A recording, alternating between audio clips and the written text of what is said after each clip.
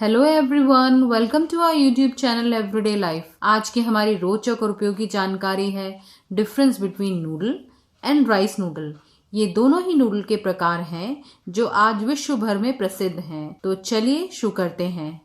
आज सबसे पहले ये नूडल, इसका जन्म स्थान चीन है, जहाँ ये धीरे धीरे विकसित हुआ था। क्योंकि गेहूं चीन की मूल फसल नहीं थी, परंतु हन साम्राज्य 206 ईसा पूर्व से 220 ईस्वी के बीच में गेहूं के आटे की सही पहचान के बाद और उसके उपयोग से नूडल बनाने की प्रक्रिया में निरंतर सुधार हुआ। गेहूं में विद्यमान ग्लूटेन के लचीलेपन के कारण ही उससे गुंदे आटे को विभिन्न आकार देना संभव हो पाया था और छठी ईस्वी तक चीनी लोगों ने गेहूं के आटे और ग्लूटेन में निपुणता पा ली थी। और टैंग साम्राज्य 618 ईस्वी से 907 ईस्वी तक चौड़े रिबन जैसे नूडल और लंबे नूडल को खाने का चलन बढ़ गया था। आज नूडल्स मैदे से बनाए जाते हैं। इसका उपयोग भारत में भी काफी प्रचलित है।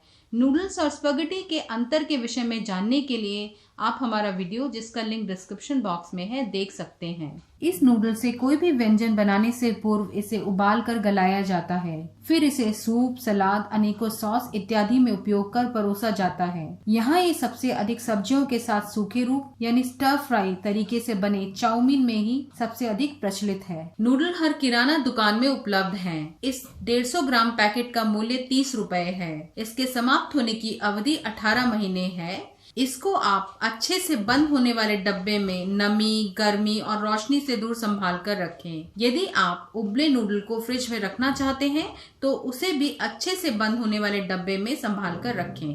आज का दूसरा उत्पाद है राइस नूडल। ये चावल से बना नूडल है। यह भी बहुत पुराने समय से चीन में उपयोग हो रहा था। चीनी लोगों में एक कहानी प्रसिद्ध है कि चिन साम्राज्य के राजा चीन सीन हुआंग ने अपनी सेना को उत्तरी चीन से दक्षिणी चीन को जीतने को भेजा।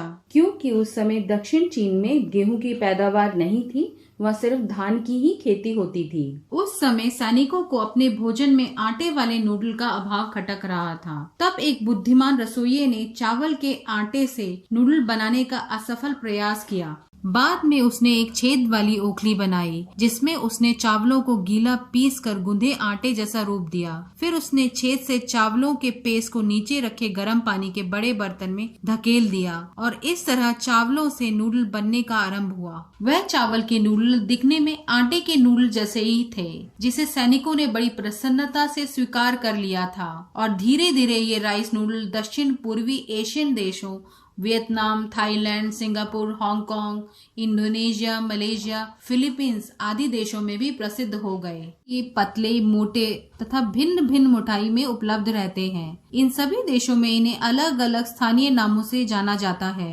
इस तरह के मोटे और चौड़े रिबन जैसे नूडल को राइस स्टिक भी कहते हैं। ये राइस नूडल बहुत ही कोमल होते हैं। इनको दूसरे नूडल की भांति आंच पर उबाल कर गलाया नहीं जाता है। इसको गलाने के लिए गर्म या सामान्य तापमान वाले पानी में भिगोया जाता है। जब नूडल गल जाएं तो आप सूप, सलाद और सब्जियों के साथ छौंक कर स्टर फ्राई जैसे प्रचलित रूप में बनाकर खा सकते हैं। ये राइस नूडल डिपार्टमेंटल स्टोर्स और ऑनलाइन स्टोर्स में उपलब्ध है। इस 375 ग्राम के पैकेट का मूल्य 199 रुपए है। इसके समाप्त होने की अवधि 24 महीने है। इसको आप नमी, गर्मी और रोशनी से दूर संभाल कर रखें।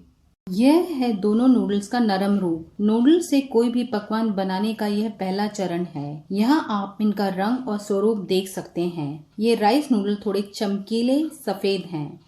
इस राइस नूडल को 10 मिनट गर्म पानी में रखकर नरम किया या गलाया गया है। इस नूडल के नरम होने का समय इनकी मोटाई पर भी निर्भर करता है और इस दूसरे नूडल को हमने उबाल कर नरम किया है। ये नूडल खाने में थोड़े दांतों के नीचे दबते या फिर कचकच होते हैं, जबकि राइस नूडल खाते वक्त बड़ी आसानी से कट जाते हैं। ये मुंह में बहुत ही स्मूथ रहते हैं। विदेशों में ये दोनों नूडल मांसाहार के साथ बने रूपों में ही अधिक प्रचलित हैं। भारत में राइस नूडल थोड़े कम प्रचलित हैं और ये सामान्य नूडल के मुकाबले थोड़े महंगे होते हैं, क्योंकि ये मुख्यतः बाहर यानी अक्सर थाईलैंड से आयात होते हैं। और हम आशा करते हैं आज की हमारी नूडल और राइस नूडल की यह झलक आपकी एवरीडे लाइफ में जरूर उपयोगी रहेगी।